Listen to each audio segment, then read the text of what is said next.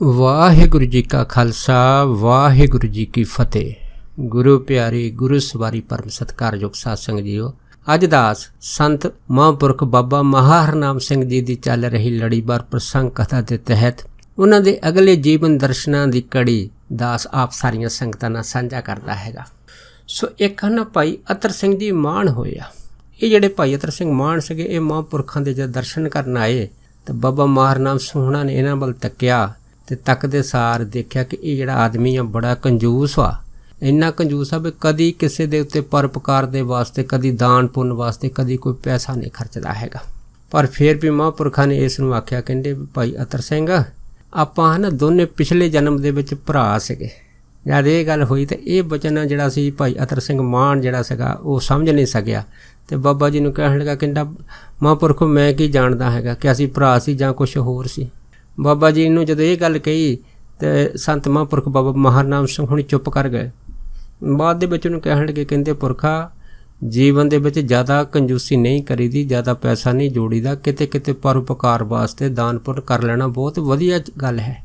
ਜਦ ਮਹਾਂਪੁਰਖਾਂ ਨੇ ਇਸ ਨੂੰ ਸਮਝਾਇਆ ਤੇ ਇਹ ਕੁਛ ਨਹੀਂ ਬੋਲਿਆ ਤੇ ਉਲਟਾ ਗੁੱਸੇ ਵਿੱਚ ਆ ਕੇ ਨਾ ਮਹਾਂਪੁਰਖਾਂ ਦੇ ਕੋਲ ਉੱਠ ਕੇ ਚਲਾ ਗਿਆ। ਜਦ ਚਲਾ ਗਿਆ ਤੇ ਕੋਲ ਜਿਹੜੀ ਸੰਗਤ ਬੈਠੀ ਸੀ, ਬਾਬਾ ਮਹਾਹਰਨਾਮ ਸੁਣਾ ਨੇ ਜਿਹੜੀ ਸੰਗਤ ਨੂੰ ਇਹ ਕਿਹਾ, ਕਹਿੰਦੇ ਦੇਖੋ ਭਾਈ, ਇਹ ਜਿਹੜਾ ਆਦਮੀ ਆ ਨਾ, ਇਹ ਇੰਨਾ ਕੰਜੂਸ ਆ, ਮੱਖੀ ਝੂਸ ਆ ਕਿ ਇੱਕ ਨਿੱਕਾ ਪੈਸਾ ਵੀ ਜਿਹੜਾ ਹੈ ਨਾ ਖਰਚਣ ਲੱਗਾ ਬਹੁਤ ਜ਼ਿਆਦਾ ਜਿਹੜਾ ਸੋਚਦਾ ਰਹਿੰਦਾ ਹੈਗਾ। ਤੇ ਕਹਿੰਦੇ ਯਾਦ ਰੱਖਿਓ, ਜਿੱਦਣ ਇਹਦੇ ਕੋਲ 1 ਲੱਖ ਜਮ੍ਹਾਂ ਰੁਪਈਆ ਹੋ ਜਾਏਗਾ ਨਾ, ਉਦਣ ਇਸ ਆਦਮੀ ਦੀ ਮੌਤ ਹੋ ਜੂਗੀ।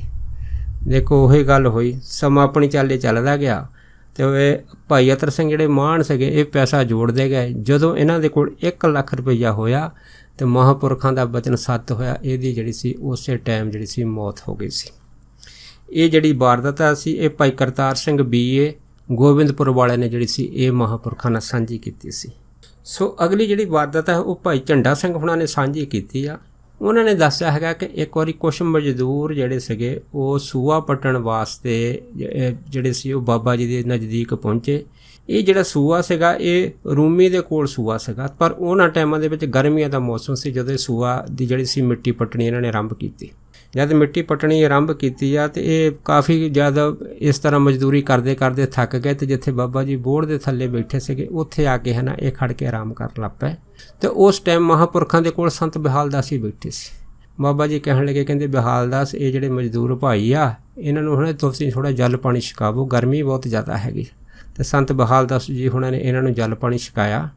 ਜਦ ਜਲ ਪਾਣੀ ਛਕਿਆ ਤੇ ਇਹ ਵੀ ਹੈ ਨਾ ਮੱਥਾ ਟੇਕ ਕੇ ਕੋਲ ਮਹਾਂਪੁਰਖਾਂ ਦੇ ਇੱਕ ਪਾਸੇ ਬੈਠ ਗਏ। ਜਦ ਬੈਠੇ ਤਾਂ ਬਾਬਾ ਜੀ ਕਹਿਣ ਲੱਗੇ, ਕਹਿੰਦੇ ਦੇਖੋ ਭਾਈ, ਆ ਗਰਮੀ ਬਹੁਤ ਜ਼ਿਆਦਾ ਪੈ ਰਹੀ ਹੈ, ਤੁਸੀਂ ਇਸ ਸੂਏ ਦੀ ਮਿੱਟੀ ਪੁੱਟਣੀ ਸ਼ੁਰੂ ਕਰ ਦਿੱਤੀ ਆ ਤੇ ਤੁਸੀਂ ਇਸ ਤਰ੍ਹਾਂ ਕਰੋ ਵੀ ਗਰਮੀ 'ਚ ਥੋੜ੍ਹਾ ਆਰਾਮ ਕਰ ਲਓ, ਜਦ ਥੋੜ੍ਹੀ ਠੰਡ ਆਊਗੀ, ਸਰਦੀ ਆਊਗੀ, ਫੇਰ ਸੂਏ ਦੀ ਮਿੱਟੀ ਪੱਟਣੀ ਸ਼ੁਰੂ ਕਰਿਓ।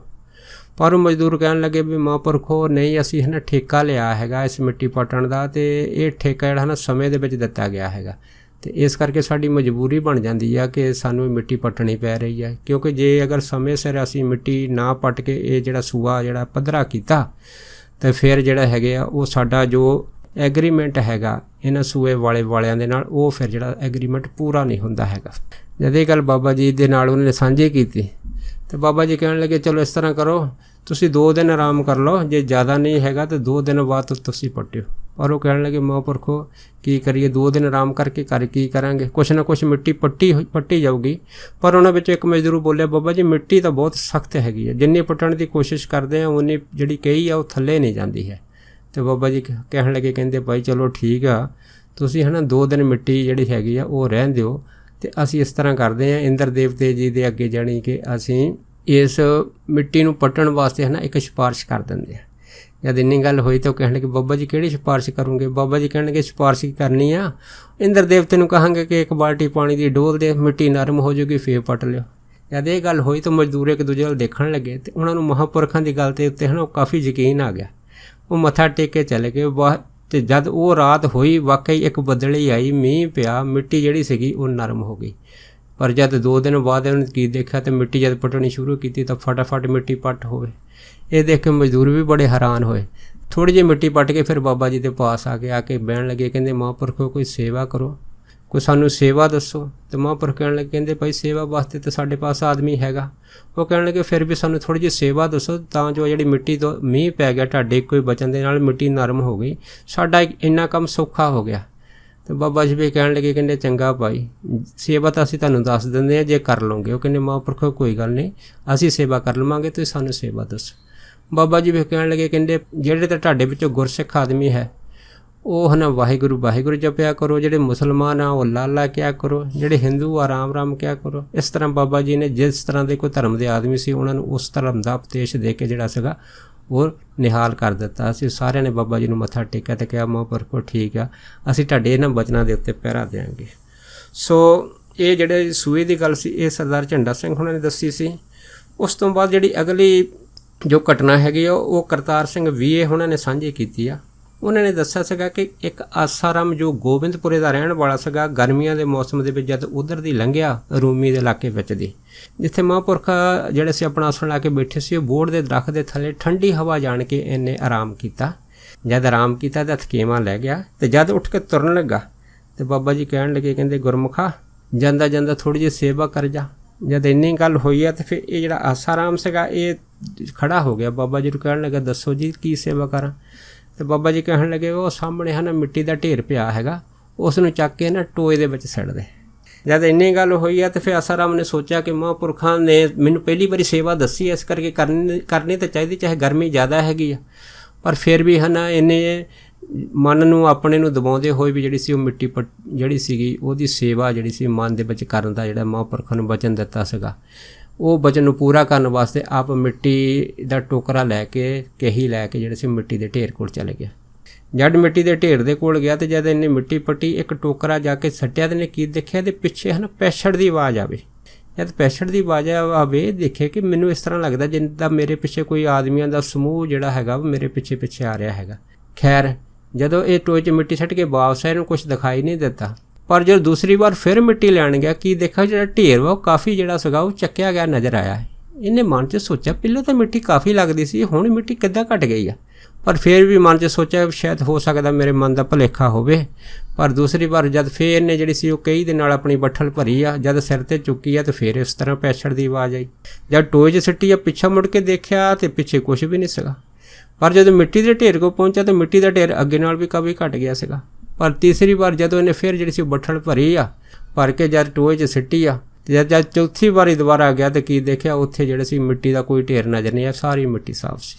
ਫਿਰ ਮਨ ਵਿੱਚ ਫਿਰ ਇਹਨੂੰ ਇਸ ਗੱਲ ਦਾ ਜਿਹੜਾ ਸੀਗਾ ਉਹ ਗਿਆਨ ਹੋ ਗਿਆ ਕਿ ਮਿੱਟੀ ਦੀਆਂ ਤਾਂ ਮੈਂ 3 ਟੋਕਰੀਆਂ ਸਿੱਟੀਆਂ ਪਰ ਐਡਾ ਵੱਡਾ ਢੇਰ ਸੀਗਾ ਇਹ ਕਿਵੇਂ ਆਪਣੇ ਆਪ ਚੱਕਿਆ ਗਿਆ। ਪਰ ਮਨ ਵਿੱਚ ਮਹਾਂਪੁਰਖਾਂ ਦੀ ਜਿਹੜੀ ਮਹਿਮਾ ਸੀਗੀ ਉਹਦੀ ਮਹਿਮਾ ਦੀ ਜੋ ਵਿਲੱਖਣਤਾ ਸੀ ਇਹਦੇ ਅੰਦਰ ਜਾਗ ਪਈ ਅਤੇ ਇਹ ਮਹਾਂਪੁਰਖਾਂ ਦੇ ਕੋਲ ਜਿਹੜਾ ਸੀਗਾ ਉਹ ਬੱਠਲ ਰੱਖ ਕੇ ਮੱਥਾ ਟੇਕ ਕੇ ਬੈਠ ਗਿਆ। ਅਤੇ ਮਹਾਂਪੁਰਖਾਂ ਨੂੰ ਕਹਿਣ ਲੱਗਿਆ, ਕਹਿੰਦਾ ਮਹਾਂਪੁਰਖੋ ਵੀ ਮੈਂ ਤਾਂ ਹੈਰਾਨ ਹੈਗਾ ਕਿ ਮੈਂ 3 ਟੋਕਰੀਆਂ ਸਿੱਟੀਆਂ ਅਤੇ ਸਾਰੀ ਜਿਹੜੀ ਸੀਗੀ ਉਹ ਮਿੱਟੀ ਆਪਣੇ ਆਪ ਚੱਕੀ ਗਈ। ਅਤੇ ਬਾਬਾ ਜੀ ਕਹਿਣ ਲੱਗੇ, ਕਹਿੰਦੇ ਭਾਈ ਬਸ ਜੋ ਹੁਣ ਅਸੀਂ ਸੋ ਹੋ ਗਿਆ, ਤੂੰ ਇਸ ਗੱਲ ਨੂੰ ਜਿਹੜਾ ਹੈਗਾ ਇੱਥੇ ਹੀ ਦਬਾ ਦੇ। ਸੋ ਆਸਾਰਾਮ ਜਿਹੜਾ ਸੀਗਾ ਫਿਰ ਚੁੱਪ ਕਰ ਗਿਆ। ਪਰ ਮਹਾਂਪੁਰਖਾਂ ਦੀ ਜਿਹੜੀ ਸੀਗੀ ਉਹ ਗੁਪਤ ਸ਼ਕਤੀ ਕਿ ਕਿਵੇਂ ਜਿਹੜੀਆਂ ਹਨ ਸ਼ਹੀਦੀ ਤਾਕਤਾਂ ਹੈ ਜਾਂ ਗੁਪਤ ਤਾਕਤਾਂ ਹੈਗੀਆਂ ਬਾਬਾ ਮਹਾਹਰਨਾਮ ਸੋਹਣਾ ਦੀ ਜਿਹੜੀ ਉਹ ਸੇਵਾ ਕਰਦੀਆਂ ਹੈਗੀਆਂ। ਸੋ ਜਦ ਇਸ ਤਰ੍ਹਾਂ ਜਿਹੜੀ ਸੀ ਥੋੜ੍ਹੇ ਦਿਨ ਲੰਘੇ ਆ ਤਾਂ ਬਾਬਾ ਮਹਾਹਰਨਾਮ ਸੋਹਣਾ ਨੇ ਸੰਤ ਬਹਾਲ ਦਾਸ ਜਿਹਨਾਂ ਨੂੰ ਇੱਕ ਦਿਨ ਆਪਣੇ ਕੋਲ ਬੁਲਾ ਕੇ ਕਹਿੰਦੇ ਬਹਾਲ ਦਾਸ ਤੈਨੂੰ 10 ਸਾਲ ਹੋ ਗਏ ਮੇਰੀ ਬੜੀ ਜੀ ਦਾਨ ਤਨ ਮਨ ਧਨ ਨਾਲ ਸੇਵਾ ਕੀਤੀ ਆ, ਇਸ ਕਰਕੇ ਅਸੀਂ ਹੈ ਨਾ ਇਹ ਜਿਹੜੀ ਸੇਵਾ ਹੈਗੀ ਤੇਰੀ ਬਦਲ ਕੇ ਤੈਨੂੰ ਇੱਕ ਹੋਰ ਸੇਵਾ ਦਿੰਦੇ ਹਾਂ। ਅਤੇ ਸੰਤ ਬਿਹਾਲ ਦਾਸ ਜੀ ਕਹਿੰਦੇ ਮਹਾਂਪੁਰਖੋ 7 ਵਚਨ ਹੈ, ਦੱਸੋ ਕੀ ਮੈਂ ਸੇਵਾ ਕਰਾਂ। ਅਤੇ ਬਾਬਾ ਮਹਾਹਰਨਾਮ ਸਿੰਘ ਕਹਿਣ ਲੱਗੇ, ਕਹਿੰਦੇ ਸੰਤ ਬਿਹਾਲ ਦਾਸ ਤੂੰ ਇਸ ਤਰ੍ਹਾਂ ਕਰ ਬਈ ਮੂਲ ਮੰਤਰ ਦਾ ਪਾਠ ਨਾ 1.25 ਲੱਖ 40 ਦਿਨ ਕਰ। ਜਦ ਇਹ ਗੱਲ ਹੋਈ ਤਾਂ ਸੰਤ ਬਿਹਾਲ ਦਾਸ ਜਿਹੜੇ ਸੀ ਚੁੱਪ ਕਰ ਗਏ ਅਤੇ ਬਾਬਾ ਜੀ ਨੂੰ ਕਹਿਣ ਲੱਗੇ ਮਹਾਂਪੁਰਖੋ ਵੀ ਮੈਂ ਮੂਲ ਮੰਤਰ ਦਾ ਪਾਠ ਤਾਂ ਕਰ ਲੈਂਦਾ ਹੈਗਾ ਪਰ ਤੁਹਾਡੀ ਸੇਵਾ ਕੌਣ ਕਰੂਗੀ। ਅਤੇ ਬਾਬਾ ਜੀ ਕਹਿਣ ਲੱਗੇ, ਕਹਿੰਦੇ ਭਾਈ ਤੂੰ ਸੇਵਾ ਦੀ ਕੋਈ ਫਿਕਰ ਨਾ ਕਰ, ਕੋਈ ਚਿੰਤਾ ਨਾ ਕਰ, ਸੇਵਾ ਆਪੇ ਜਿਹੜਾ ਮਾਲਕ ਆ ਕਿਸੇ ਨਾ ਕਿਸੇ ਤਰੀਕੇ ਨਾਲ ਕਰਾ ਲੂਗਾ, ਬਸ ਤੂੰ ਹੁਣ 1.25 ਲੱਖ ਦਾ ਪਾਠ ਕਰਨਾ ਸ਼ੁਰੂ ਕਰ ਦੇ। ਅਤੇ ਸੰਤ ਬਿਹਾਲ ਦਾਸ ਜੀ 7 ਵਚਨ ਕਹਿ ਕੇ ਜਿਹੜੇ ਸੀਗੇ ਉਹ ਬੈਠ ਗਏ। ਅਤੇ ਬਾਬਾ ਜੀ ਕਹਿਣ ਲੱਗੇ, ਕਹਿੰਦੇ ਦੇਖ ਭਾਈ ਇਹ 40 ਦਿਨ ਜਿਹੜੇ ਹਨ ਤਾਂ ਇਸ ਤਰੀਕੇ ਦੇ ਨਾਲ ਜਿਹੜਾ ਹੈ ਮੂਲ ਮੰਤਰ ਦਾ ਜਾਪ ਕਰਨਾ ਹੈਗਾ ਕਿ ਪਹਿਲੇ 10 ਦਿਨ ਹਨ ਤੈਂ ਜਲ ਦੇ ਵਿੱਚ ਖੜਨਾ ਹੈਗਾ, ਤੇ ਜਿਹੜਾ ਪਾਣੀ ਆ ਘੱਟੋ ਘੱਟ ਜਦ ਤੇਰੇ ਗਲ ਤੱਕ ਪਹੁੰਚੇਗਾ ਉਸ ਪਾਣੀ ਵਿੱਚ ਖੜ ਕੇ ਤੈਂ 10 ਦਿਨ ਮੂਲ ਮੰਤਰ ਦਾ ਪਾਠ ਕਰਨਾ। 10 ਦਿਨਾਂ ਤੋਂ ਬਾਅਦ ਫਿਰ ਤੈਂ 10 ਦਿਨ ਜਿਹੜਾ ਅਗਲਾ ਜਾਪ ਮੂਲ ਮੰਤਰ ਦਾ ਕਰਨਾ ਹੈਗਾ ਉਹ ਰੋੜਿਆਂ ਦੀ ਵਿਛਾਈ ਦੇ ਉੱਤੇ ਕਰਨਾ ਹੈਗਾ। ਉਸ ਤੋਂ ਬਾਅਦ ਜਿਹੜਾ ਅਗਲਾ ਜਾਪ ਫਿਰ ਸ਼ੁਰੂ ਕਰਨਾ ਹੈਗਾ ਉਹ ਜਿਹੜਾ ਜਾਪ ਹੈਗਾ ਤੈਂ ਪਦਮ ਆਸਣ ਲਾ ਕੇ ਕਰਨਾ ਹੈਗਾ। ਤੇ ਜਦ 30 ਦਿਨ ਇੱਦਾਂ ਵਿਚਰ ਜਾਣਗੇ, 10 ਦਿਨ ਬਾਕੀ ਰਹਿ ਜਾਣਗੇ, ਤੇ 10 ਦਿਨ ਦਾ ਜਾਪ ਜਿਹੜਾ ਹੈ ਨਾ ਮਹਾਂਪੁਰਖਾਂ ਨੇ ਇੱਕ ਸਾਹਮਣੇ ਦਰਖਤ ਦੱਸਿਆ ਕਿ ਉਸ ਟਾਹਣੇ ਦੇ ਉੱਤੇ ਬੈਠ ਕੇ ਤੈਂ 10 ਦਿਨ ਦਾ ਜਾਪ ਜਿਹੜਾ ਮੂਲ ਮੰਤਰ ਦਾ ਕਰਨਾ। ਇਸ ਤਰ੍ਹਾਂ ਤੇ 1.25 ਲੱਖ ਜਿਹੜਾ ਹੈ ਨਾ ਜਾਪ ਆ ਇਹ 4 ਤਰੀਕਿਆਂ ਦੇ ਨਾਲ ਜਿਹੜਾ ਪੂਰਾ ਕਰਨਾ ਹੈ। ਤੇ ਸੰਤ ਬਿਹਾਲ ਦਾਸ ਜੀ ਜਿਹੜੇ ਸੀਗੇ ਉਹ ਮਹਾਂਪੁਰਖਾਂ ਦਾ ਬਚਨ ਸੁਣ ਕੇ ਪ੍ਰਸੰਨ ਹੋ ਗਏ। 7 ਬਚਨ ਕਹਿ ਕੇ ਤੇ ਜਿਹੜੇ ਸੀ ਉਹ ਜਿੱਥੇ ਜਲ ਸੀਗਾ ਉਹਦੇ ਵਿੱਚ ਚਲੇ ਗਏ ਤੇ ਮੂਲ ਮੰਤਰ ਦਾ 1.25 ਲੱਖ ਪਾਠ ਸ਼ੁਰੂ ਕਰ ਦਿੱਤਾ। ਇਸ ਤਰ੍ਹਾਂ ਕਰਦੇ ਕਰਦੇ ਜਦ 10 ਦਿਨ ਜਲ ਦੇ ਵਿੱਚ ਪਾਠ ਕਰਦੇ ਨੂੰ ਮਹਾਂਪੁਰਖਾਂ ਨੂੰ ਹੋਏ ਤਾਂ ਸੰਤ ਬਿਹਾਲ ਦਾਸ ਜੀ ਦੀ ਅਫੁਰ ਅਵਸਥਾ ਬਣ ਗਈ। ਉਸ ਤੋਂ ਬਾਅਦ ਜਦ ਰੋੜਿਆਂ ਦੀ ਵਿਛਾਈ ਦੇ ਉੱਤੇ ਮਹਾਂਪੁਰਖਾਂ ਨੇ ਜਿਹੜਾ ਸੀਗਾ ਮੂਲ ਮੰਤਰ ਦਾ ਪਾਠ ਕਰਨਾ ਸ਼ੁਰੂ ਕੀਤਾ, ਫਿਰ ਅਨਹਦ ਸ਼ਬਦ ਜਿਹੜੇ ਸੀ ਅੰਦਰ ਚੱਲਣ ਲੱਗ ਪਏ। ਉਸ ਤੋਂ ਬਾਅਦ ਜਦ ਫਿਰ ਪਦਮ ਆਸਣ ਲਾਇਆ, ਪਦਮ ਆਸਣ ਲਾ ਕੇ ਮੂਲ ਮੰਤਰ ਦਾ ਪਾਠ ਸ਼ੁਰੂ ਕੀਤਾ, ਫਿਰ ਤਰਕੁੱਟੀ ਦੇ ਵਿੱਚੋਂ ਨਾ ਪ੍ਰਕਾਸ਼ ਜਿਹੜਾ ਸੀਗਾ ਉਹ ਚਮਕ ਉੱਠਿਆ। ਉਸ ਤੋਂ ਬਾਅਦ ਫਿਰ ਦਰਖਤ ਦੇ ਜਿਹੜਾ ਟਾਹਣਾ ਸੀਗਾ ਜਦ ਉਹਦੇ ਉੱਤੇ ਬੈਠ ਕੇ 10 ਦਿਨ ਦਾ ਮੂਲ ਮੰਤਰ ਦਾ ਪਾਠ ਕੀਤਾ, ਫਿਰ ਅਜੱਪਾ ਜਾਪ ਸ਼ੁਰੂ ਹੋ ਗਿਆ। ਐਸੀ ਕਿਰਪਾ ਜਿਹੜੀ ਸੀ ਸੰਤ ਬਿਹਾਲ ਦਾਸ ਜੀ ਦੇ ਉੱਤੇ ਹਨ। ਸੰਤ ਮਹਾਂਪੁਰਖ ਬਾਬਾ ਮਹਾ ਹਰਨਾਮ ਸੋਹਣਾ ਨੇ ਇਹ 40 ਦਿਨ ਦੇ ਮੂਲ ਮੰਤਰ ਦੇ ਪਾਠ ਤੇ ਜਾਪ ਦੇ ਵਿੱਚ ਕਰ ਦਿੱਤੀ ਸੀ। ਸੋ ਉਸ ਤੋਂ ਬਾਅਦ ਹੈ ਨਾ ਫਿਰ ਸੰਤ ਬਿਹਾਲ ਦਾਸ ਦੀ ਜਿਹੜੀ ਅਵਸਥਾ ਸੀਗੀ ਅੱਗੇ ਨਾਲ ਉੱਚੀ ਹੋ ਗਈ ਸੀ। ਫਿਰ ਮਹਾਂਪੁਰਖਾਂ ਨੇ ਇੱਕ ਵਾਰ ਸੰਗਤ ਦੇ ਵਿੱਚ ਜਿਹੜੀ ਸੀ ਇਹ ਬਚਨ ਰੱਖੇ ਸੀ, ਕਹਿੰਦੇ ਭਾਈ ਅਸੀਂ ਆਪਣੇ ਜੀਵਨ ਦੇ ਵਿੱਚ 3 ਤਰ੍ਹਾਂ ਦੇ ਸੰਤ ਜਿਹੜੇ ਆ ਬਣਾਏ ਆ। ਇੱਕ ਹੈਗੇ ਆ ਦਾਨੇ, ਦੂਸਰੇ ਹੈ ਦੀਵਾਨੇ, ਤੀਸਰੇ ਹੈਗੇ ਆ ਮਸਤਾਨੇ। ਇਹ 3 ਤਰ੍ਹਾਂ ਦੇ ਸੰਤ ਕਹਿੰਦੇ ਅਸੀਂ ਬਣਾਏ ਆ। ਹੁਣ ਦਾਨੇ ਸੰਤਾਂ ਵਿੱਚੋਂ ਸੰਤ ਬਾਬਾ ਨੰਦ ਸਿੰਘ ਮਹਾਰਾਜ ਨਾਨਕਸਰ ਵਾਲੇ ਆਉਂਦੇ ਆ, ਤੇ ਦੀਵਾਨਿਆਂ ਵਿੱਚੋਂ ਜਿਹੜੇ ਹੈਗੇ ਆ ਸੰਤ ਬਿਹਾਲ ਦਾਸ ਜੀ ਹੈ, ਤੇ ਮਸਤਾਨਿਆਂ ਦੇ ਵਿੱਚੋਂ ਸੰਤ ਚਿੰਤ ਰਾਮ ਜੀ ਜਿਹੜੇ ਮਹਾਂਪੁਰਖ ਹੋਏ ਆ। ਇਹ ਜਿਹੜੇ ਮਹਾਂਪੁਰਖ ਹੈਗੇ ਇਹ ਮਸਤਾਨੇ ਸਾਧੂ ਹੋਏ ਆ। ਤੇ ਇਸ ਤਰ੍ਹਾਂ ਜਿਹੜਾ ਸੀ ਉਹ ਮਹਾਂਪੁਰਖਾਂ ਨੇ ਬਚਨ ਕੀਤਾ, ਤੇ ਇਸ ਤਰ੍ਹਾਂ ਸੰਤ ਬਿਹਾਲ ਦਾਸ ਜੀ ਹੁਣਾਂ ਨੂੰ ਜਿਹੜੇ ਹੈ ਦੀਵਾਨੇ ਸੰਤ ਦੀ ਜਿਹੜੀ ਪਦਵੀ ਸੀ ਮਹਾਂਪੁਰਖਾਂ ਨੇ ਦਿੱਤੀ ਆ। ਇੱਕ ਵਾਰ ਕੀ ਹੋਇਆ ਕਿ ਸੰਤ ਬਿਹਾਲ ਦਾਸ ਜੀ ਇੱਦਾਂ ਜਦ ਮਹਾਂਪੁਰਖਾਂ ਦੇ ਜਿਹੜੇ ਦਰਸ਼ਨ ਕਰਨ ਵਾਸਤੇ ਆ ਰਹੇ ਸੀ, ਉਹਨਾਂ ਨੇ ਕੀ ਦੇਖਿਆ, ਰਾਹ ਦੇ ਵਿੱਚ ਬੱਕਰੀਆਂ ਤੇ ਭੇਡਾਂ ਦਾ ਜਿਹੜਾ ਇੱਜੜ ਸੀਗਾ ਬੜਾ ਭਾਰਾ। ਇਸ ਨੂੰ ਹੁਣ ਕਈ ਬੰਦੇ ਜਿਹੜੇ ਸੀਗੇ ਉਹ ਹੱਕ ਕੇ ਲੈ ਕੇ ਜਾ ਰਹੇ ਸੀ। ਜਦ ਸੰਤ ਬਿਹਾਲ ਦਾਸ ਉਹਨਾਂ ਦੀ ਨਜ਼ਰ ਇਹਨਾਂ ਦੇ ਪਈ ਤੇ ਮਨ ਦੇ ਵਿੱਚ ਸੋਚਿਆ ਵੀ ਇਹ ਆਦਮੀ ਚੋਰ ਆ ਤੇ ਲੋਕਾਂ ਦੀਆਂ ਬੱਕਰੀਆਂ ਤੇ ਭੇਡਾਂ ਚਰਾ ਕੇ ਜਿਹੜੇ ਅੱਧੀ ਰਾਤ ਨੂੰ ਲਿਜਾ ਰਹੇ ਆ। ਉਸੇ ਟਾਈਮ ਸੰਤ ਬਿਹਾਲ ਦਾਸ ਜੀ ਉਹਨਾਂ ਦੇ ਮਨ ਦੇ ਵਿੱਚ ਆਇਆ ਕਿ ਗਰੀਬ ਜਿਹੜੇ ਆਜੜੀ ਲੁੱਟੇ ਜਾਣਗੇ। ਇਸ ਕਰਕੇ ਸੰਤ ਬਿਹਾਲ ਦਾਸ ਜੀ ਆਜੜੀਆਂ ਦੇ ਘਰੀ ਪਹੁੰਚ ਗਏ। ਕੱਲੇ ਆਜੜੀ ਨੇ ਜਗਾਇਆ ਵੀ ਆਪਣਾ ਇੱਜੜ ਚੈੱਕ ਕਰੋ ਵੀ ਕਿਤੇ ਤੁਹਾਡਾ ਇੱਜੜ ਚੋਰੀ ਤਾਂ ਨਹੀਂ ਹੋ ਗਿਆ ਹੈ।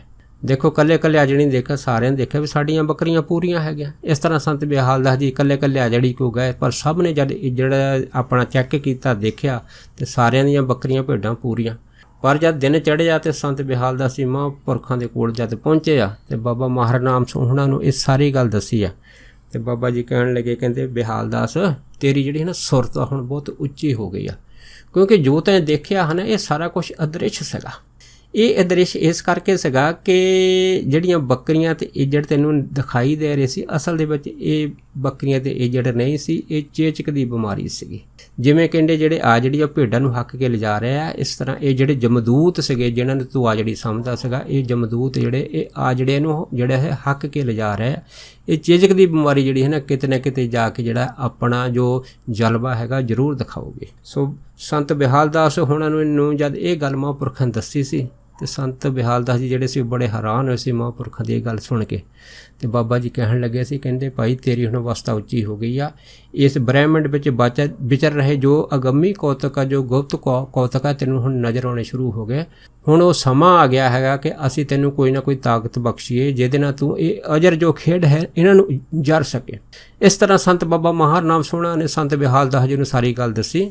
ਫਿਰ ਨਾਲ ਹੀ ਆਖਿਆ, ਕਹਿੰਦੇ ਭਾਈ ਤੂੰ ਸਾਡੀ 10 ਸਾਲ ਸੇਵਾ ਕੀਤੀ ਆ, ਇਹਦਾ ਤੈਨੂੰ ਮੇਵਾ ਜਿਹੜਾ ਹੁਣ ਦੇਣ ਦਾ ਹੁਣ ਸਮਾਂ ਆ ਗਿਆ ਹੈਗਾ। ਤੂੰ ਇਸ ਤਰ੍ਹਾਂ ਕਰ, ਅੱਧੀ ਰਾਤ ਨੂੰ ਸਾਡੇ ਪਾਸ ਆਈ, ਫਿਰ ਜਦੋਂ ਤੂੰ ਸਾਡੇ ਪਾਸ ਆਊਂਗਾ ਫਿਰ ਜਿਹੜਾ ਇਹ ਤਾਕਤ ਅਸੀਂ ਤੈਨੂੰ ਬਖਸ਼ ਦੇਵਾਂਗੇ। ਇਹ ਸੁਣ ਕੇ ਫਿਰ ਸੰਤ ਬਿਹਾਲ ਦਾਸ ਜੀ ਜਿਹੜੇ ਸੀ ਪਹਿਲਾਂ ਘਰ ਚੱਲ ਗਏ। ਉਸ ਤੋਂ ਬਾਅਦ ਜਦ ਅੱਧੀ ਰਾਤ ਹੋਈ ਤੇ ਮਹਾਂਪੁਰਖਾਂ ਦੇ ਕੋਲ ਆਏ। ਜਦ ਕੋਲ ਆ ਕੇ ਮੱਥਾ ਟੇਕੇ ਪਿੱਛੇ ਬੈਠ ਗਏ ਤੇ ਬਾਬਾ ਮਹਾਰਨਾਮ ਸਿੰਘ ਕਹਿਣ ਲੱਗੇ, ਕਹਿੰਦੇ ਬਿਹਾਲ ਦਾਸ ਇਸ ਤਰ੍ਹਾਂ ਕਰ ਕਿ ਤੂੰ ਸਾਡੇ ਸਾਹਮਣੇ ਦੇਖ, ਕੋਈ ਚੀਜ਼ ਤੈਨੂੰ ਨਜ਼ਰ ਤਾਂ ਨਹੀਂ ਆਉਂਦੀ। ਪਰ ਜਦੋਂ ਸੰਤ ਬਿਹਾਲ ਦਾਸ ਉਹਨਾਂ ਨੇ ਬਾਬਾ ਜੀ ਦੇ ਸਾਹਮਣੇ ਨਜ਼ਰ ਮਾਰੀ ਤਾਂ ਕੋਈ ਚੀਜ਼ ਜਿਹੜੀ ਸੀ, ਕੋਈ ਆਦਮੀ, ਕੋਈ ਜਾਨਵਰ ਨਜ਼ਰ ਨਹੀਂ ਆਇਆ।